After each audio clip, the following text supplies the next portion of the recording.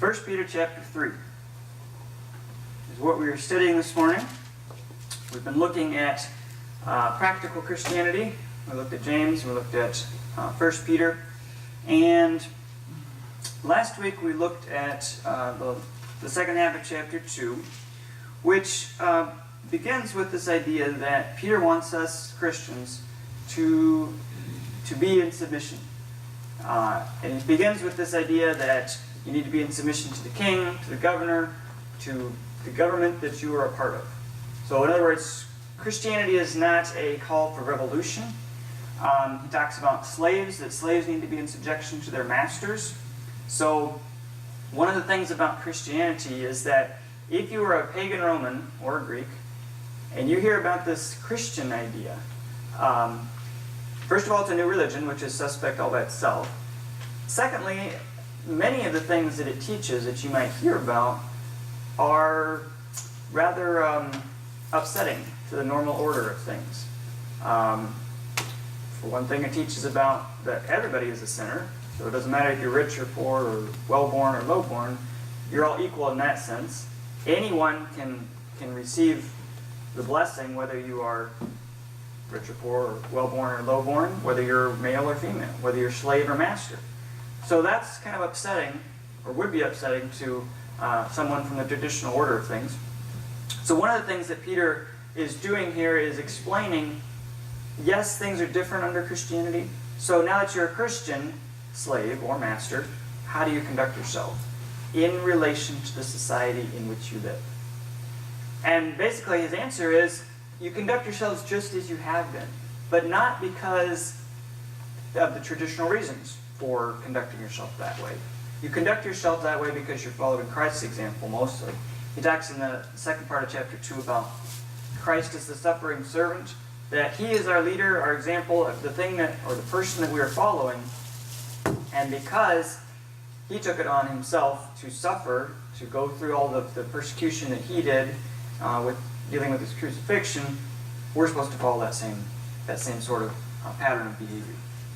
So last week we talked about slaves and the relationship that slaves are supposed to have to their masters, which is you keep right on obeying them, whether they are good masters or bad masters.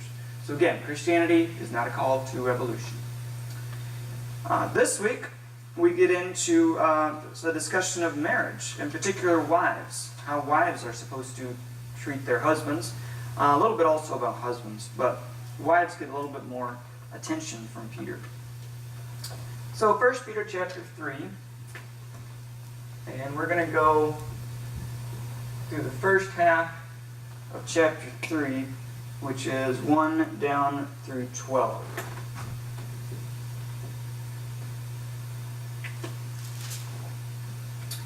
Peter says, "In the same way, you wives, be submissive to your own husbands, so that even if any of them are disobedient to the word, they may be won without a word by the behavior of their wives, as they observe your chaste and respectful behavior.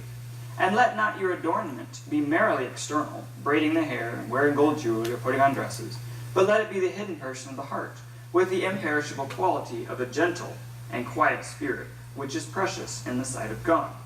For in this way in former times the holy women also, who hoped in God, used to adorn themselves, being submissive to their own husbands. Thus Sarah obeyed Abraham, calling him Lord, and you have become her heir, or her children, if you do what is right, without being frightened by any fear. You husbands likewise live with your wives in an understanding way, as with the weaker vessel, since she is a woman, and grant her honor as a fellow heir of the grace of life, so that your prayers may not be hindered. To sum up, let all be harmonious, sympathetic, brotherly, kind-hearted, and humble in spirit, not returning evil for evil, or insult for insult, but giving a blessing instead, for you were called to the very purpose that you might inherit a blessing. For let him who means to love life and see good days refrain his tongue from evil, and his lips from speaking guile. Let him turn away from evil and do good. Let him seek peace and pursue it. For the eyes of the Lord are upon the righteous, and his ears attend to their prayer. But the face of the Lord is against those who do evil." All right. So the first thing he begins with is his advice to wives. So he's moving from, we talked about the household last week, that this is all part of something that the Romans and the Greeks would have understood, but especially the Romans, as something called a household code. And code is not in the sense of something that's mysterious that you have to figure out. Code is in the sense of a collection of rules or laws. And in this household, it was very important to the Romans. This was they considered the household, what we would call a family, the household to be the foundation of society. That if you want a well-ordered society that works well, you need a well-ordered household. And they call it household instead of a family because for them it was made up of both the family and all the slaves that would have been employed by the same family. So in that household you have the father at the head of the household. You have his wife, the mother of the children. You have the children. And down here at the bottom you have the slaves. So he's already addressed the slaves, how they're supposed to treat their master. He doesn't address the children at all. And now he's moving up the chain, up to the wife, and how she is supposed to treat her husband. And he tells them, to the wives, to be submissive to your own husbands in the same way. So he's already talked about how slaves are to be submissive.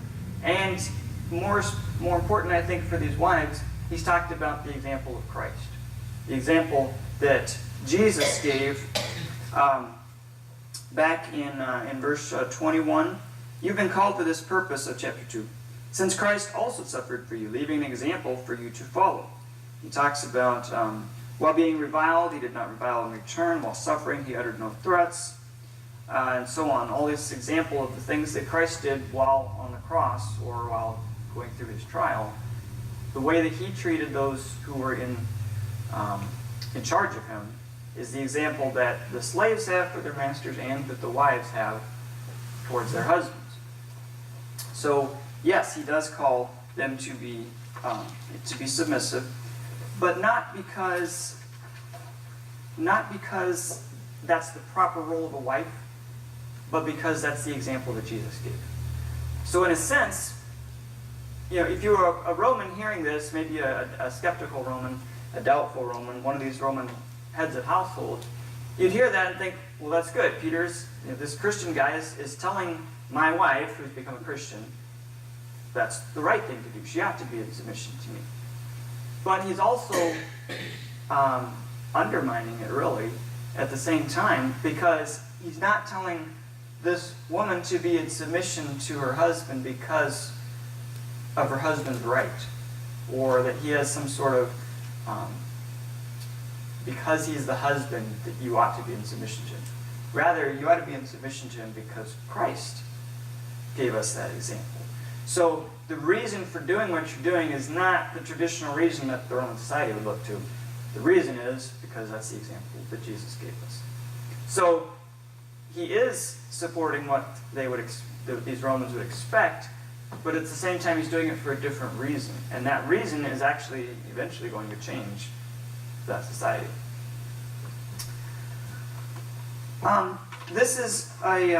This advice that he gives to the wives is, like I said, similar to advice that the Romans would have given.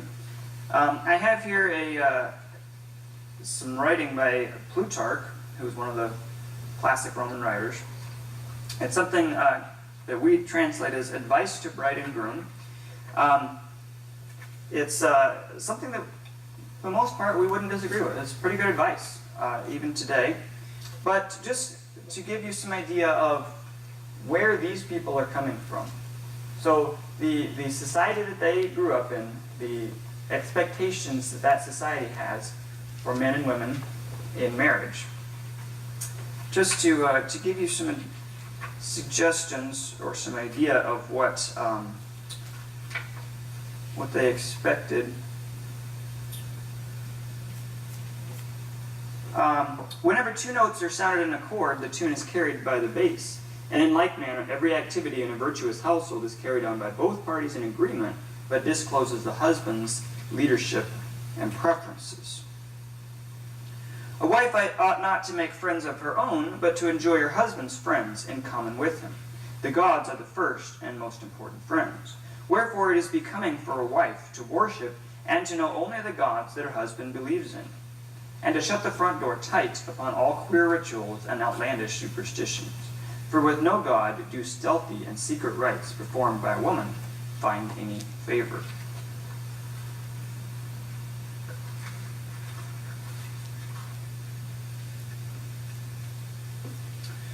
A woman ought to do her talking either to her husband or through her husband, and she should not feel aggrieved if, like the flute player, she makes a more impressive sound through a tongue not her own.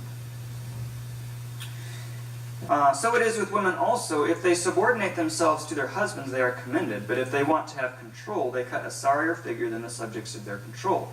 And control ought to be exercised by the man over the woman, not as the owner has control over a piece of property, but as the soul colonizes the body by entering into her feelings and being knit to her through goodwill.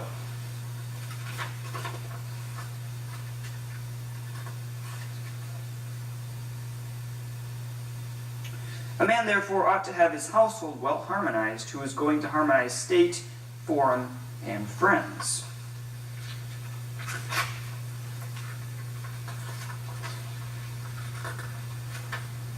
As you can see, he has lots and lots more other things to say. But those are just a couple of things. You'll notice, first of all, that yes, absolutely the man is the head of the household. He is the one supposed to be in charge. He is definitely in the dominant position. But at the same time, keep in mind that tyranny by the husband over the wife and the children, any sort of abusive master relationship, I'm the master and you're the slave wife, you do what I say, that's absolutely not what we read through here. There were a number of places where Plutarch gave advice that basically, yes, the husband should be leading, but he should be leading because he already knows what his wife wants. And he shouldn't be doing things completely contrary to him or to her desires. So Peter is really saying pretty close to the same thing that these Roman authors would have been telling people, this advice that the Romans would have been giving to their men and to their women. But you do notice, I hope, that we read that one section where it made it clear that a wife should be following her husband's religion, and that she should not be doing something different. That would be very much out of place. So, one of the things that Peter wants to address is, what do you do if you have a pagan father, a pagan husband, and a wife who has become a Christian? Now they've got a problem. Because the way it's supposed to work is that she's supposed to be worshiping with him. And now she's doing something different. This would also be a problem if he became a Christian and she's not. Probably what most of them would have done in that case is he would become a Christian. He would have decided to change his mind, his life, everything about what he believes. She would too. But it's very possible and very, very likely that she would have just been going along with him. In other words, yes, she's going to church, but she hasn't actually changed her life, her way of thinking. It's just that that's what you're supposed to do. The wife is supposed to worship with the husband. So Peter is addressing both Christian wives who have pagan husbands, and he may well also be addressing Christian husbands who have wives that are just going through the motions. So there's a lot of complexities here. You also noticed, I hope, that one of those points there was that if she's not worshiping with him, it damages his social standing. So if he wanted to run for office, one of the questions that people would ask is, do you manage your household well? Well, that guy, he's a good follower of Zeus, but his wife is hanging out with those weird Christians. So that guy, I don't think he can't manage his own household, so we certainly don't want him managing the city. So that would cause some extra strain in a marriage relationship like that. And one more thing, one of the other things we saw was that Plutarch told the wives, you shouldn't have friends apart from your husband. Basically the idea is that the husband and the wife are in this together, they're working together. There shouldn't be a case where she has her friends and he has his friends and they're separated. A wife that becomes a Christian, well, she's going to church now, not with her husband. She's meeting people, including men, who are not known to her husband. So again, some extra conflict there. So, we look at this passage and we are part of a society where women are liberated. It's perfectly okay in our society for women to have friends that their husbands don't know. It's perfectly okay for the wife to go to one church and the husband to go to a different church, or to no church at all. It's absolutely okay for the wife to own property and vote and all these things. So we tend to, from our perspective, we're looking back at Peter and wait a minute, you're telling the wife to be in submission, and we struggle with that. But what we have to do in order to understand what Peter is trying to do is try to remove ourselves from all the things that we know in the 21st century about how women ought to behave, or how men ought to behave for that matter, and go back to how they were expected to behave in the first century, and how Peter's instructions applied to them. And then we can pull out some principles and apply them to ourselves. And the interesting thing is that we just went through all these different problems that could come up. Peter doesn't actually address any of those specifically. He doesn't say, if you're to the wife, if your husband is a pagan and doesn't want you to go to church, this is how you should deal with it. He addresses it more generally, but with principles that can be followed. In particular, he gets into that right there in verse 1. So that even if any of them are disobedient to the word, they may be won without a word by the behavior of their wives. So we've got a husband here who's a pagan, still a pagan. The wife has become a Christian. That's going to cause problems. Peter knows that, they know that. How do you deal with that?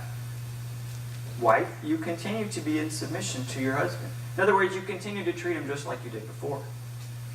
Again, we're not trying to create a revolution here. This is not a beginning of a women's liberation movement. You continue to treat him just like you did before, respectfully, and in accepting his leadership. Again, in this model that Plutarch has put out here, he's not talking about some sort of tyrannical king of the household sort of thing. A partnership is really what they're looking at, where he has the lead. But you continue to treat him just like you did before. And in fact, what the idea is that the husband will be observing this in the wife, and Peter says, very well, may lead him to become a Christian, because he's going to be observing this behavior. Notice he says that you don't even have to tell him. You don't even have to use words in the way that you convert him. Just your example, all by itself, may well be enough to change his mind. I don't think he's saying it's absolutely going to work, that just because you're being the wife is being a good Christian, he's going to become a Christian. But he may well be won by your behavior.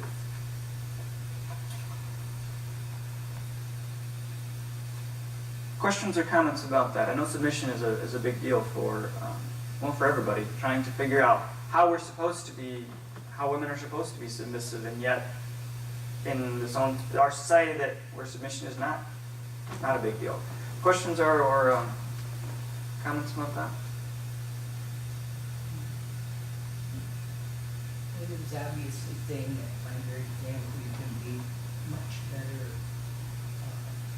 influence on your husband than nagging. The nagging.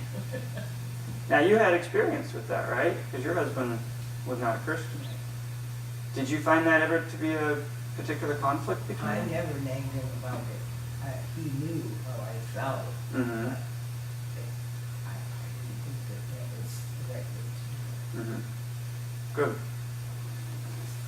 I think Peter would have agreed with you. That is exactly what Peter said. All right. So adornment in verse 3. Let not your adornment be merely external, braiding the hair, wearing gold jewelry, putting on dresses. Let it be the hidden person of the heart, with the imperishable quality of a gentle and quiet spirit, which is precious in the sight of God. Again, just like with this earlier business about husband leadership and so forth, Peter's in agreement with many of the Greek and Roman philosophers of the day. Many of them also, just like Plutarch, said things about how women ought to dress, that it ought to be dressed appropriately. And so when he says this here, again, he's not making a big distinction between how Christian women are to behave and how pagan women are to behave. A good, virtuous Roman woman would have behaved very similarly to a good, virtuous Christian woman. There's not a lot of difference in the way that they ought to behave. Again, of course, we're talking about ideals here. It's not like every pagan woman or every Christian woman is going to measure up to all these things, but this is the ideal that they're trying to get to. But he does say that what they need to be is, really the focus is not on how beautiful you can make yourself, and I don't think he's saying you can't wear jewelry or you can't put on a pretty dress. I think he's saying, don't let that be your focus. Don't let that be what makes you a woman. Let it be, verse 4, the hidden person of the heart, that imperishable quality. The pretty dress, the jewelry, it's all going to disappear. The quality of the character is really the part that matters. That, Peter says, is precious in the sight of God. And he gives this example of Sarah. Sarah as the role model.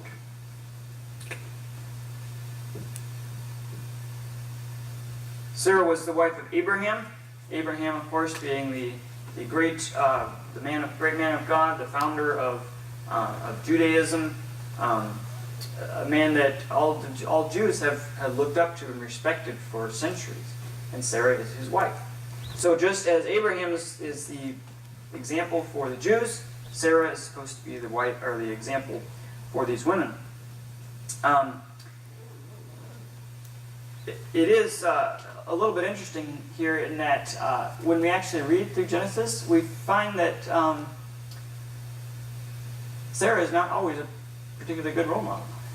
There's a couple of places where, for example, remember there was that story with Hagar where Hagar got pregnant by Abraham with Sarah's permission because they were trying to have a baby, and Sarah was going to have that baby be hers. But then, according to Sarah, Hagar started behaving above her station. And Sarah went to Abraham and said, "You better get rid of this woman." And Abraham did. So in other words, that was an occasion where Sarah gave instruction to her husband, to Abraham, told him what to do, and he followed her orders, which is contrary to both what the Romans expected how women to behave and what Peter has just been saying.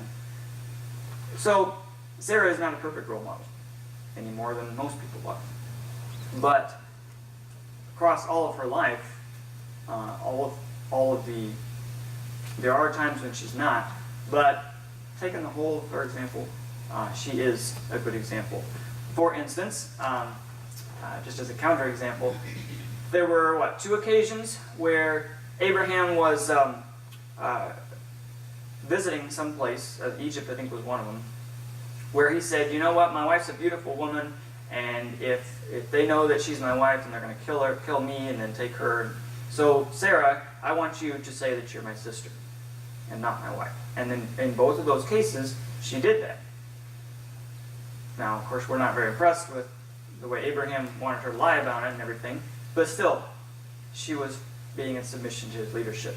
And of course, all through the rest of their experience, you can see that Abraham is the one that's deciding where to go, when to go, and so forth. So she was allowing him that leadership.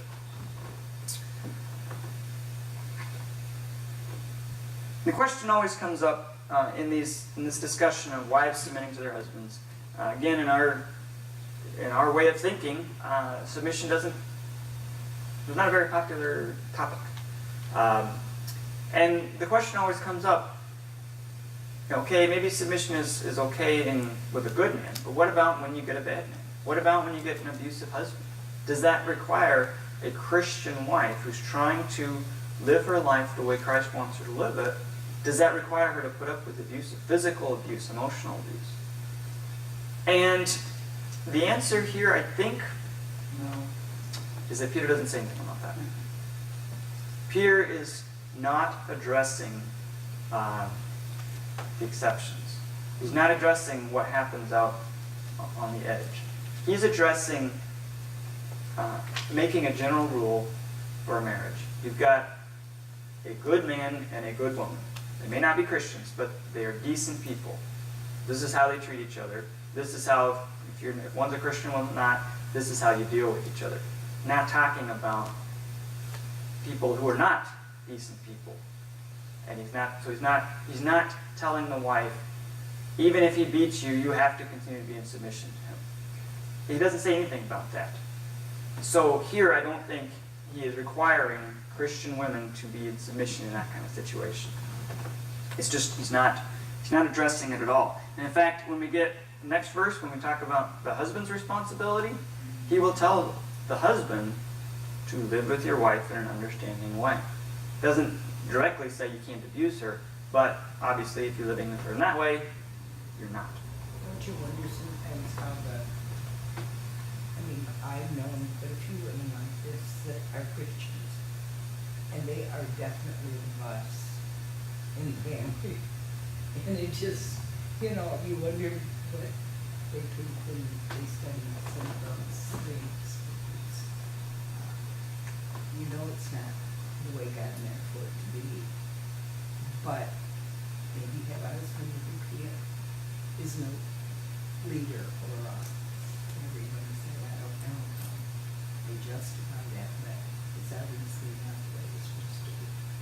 Christian women that are the boss of the home. Yeah, that's a problem. Because the model out of the Bible is clear that the husband is supposed to be the head of the home. But what about when you have a wife with a woman with a strong personality, a leader personality, a type A personality, and you get a husband, a man who isn't? And it's usually that. That's usually what happens in these cases that you're talking about. So it's natural for her to lead, and it is unnatural for him. It's natural for him to find somebody else that wants to take the leadership role. And if his wife wants to, well, why not? I'll let her do it rather than us fighting about it. That's really hard. I mean, it is. It's hard for both of them. Because for them to set up their household according to this biblical manner, he has to step up and do what he doesn't really want to do, lead.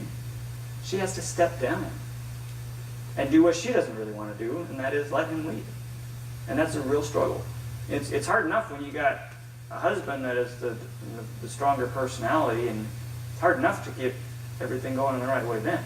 It's even harder when the personalities are reversed. And it affects the children. And absolutely. Which parent feels as the authority in the family to the right. children. Right. And the children will notice if it's backwards. If they figure out, they know who is really in charge. Yeah. And they notice when, we go to church and we're told that the dad's supposed to be in charge. And in fact, as a Christian couple, they may say that's the way it's supposed to be. And yet, the children watch how things really work, and they realize it doesn't always work, or maybe it never works the way we say it's supposed to work. It's a struggle. I mean, there's no easy way to make it. There's no easy answer to that problem. The only thing we can say is that is the biblical model we've been given. It's not up to us to say we don't like it that way, we don't want it that way, or we think there's a better way. That is the biblical model we have. Our job is to change ourselves, really to allow Christ to change us.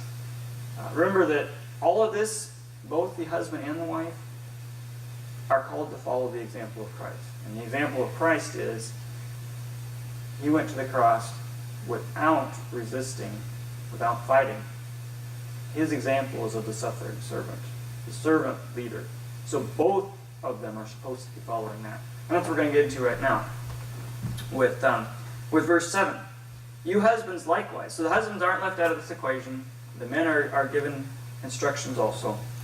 Live with your wives in an understanding way, as with the weaker vessel, since she is a woman, and grant her honor as a fellow heir of the grace of life, so that your prayers may not be hindered.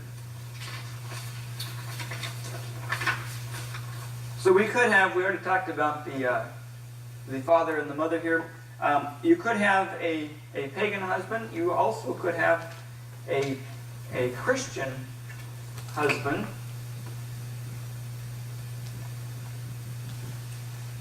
And a pagan wife. She could be either pagan in that she is insisting on continuing to worship Zeus, or it may just be that, okay, I'll go with you to church, but it's obvious that she hasn't actually changed how she thinks. So either we have a Christian woman, and this pagan husband is trying to figure out how that's changing his way he treats his wife, or we've got a Christian husband who is reading this and trying to figure out how to appropriately treat his wife, who is not a Christian. And the first thing that these men are called to do is to live with your wife in an understanding way. Wives aren't called to understand their husbands, at least not by Peter. Husbands are called to live with their wives in an understanding way. We could probably spend hours talking about what that means, trying to live with your wife in an understanding way. He modifies it a little bit by, because she's a weaker vessel, he ties that weakerness into her status as a woman, which again rankles women who believe that they are just as good and as strong as a man. I don't think he's trying to be sexist here, at least not for the first century, and even to our sensibilities, I don't think he's being as sexist as it looks there. This is consistent with what a lot of the other Greeks have said. Greek teachings about men and women, and generally it refers back, this weaker vessel here refers back to physical strength. It recognizes that there are physical differences between men and women. Men are stronger than women, for the most part.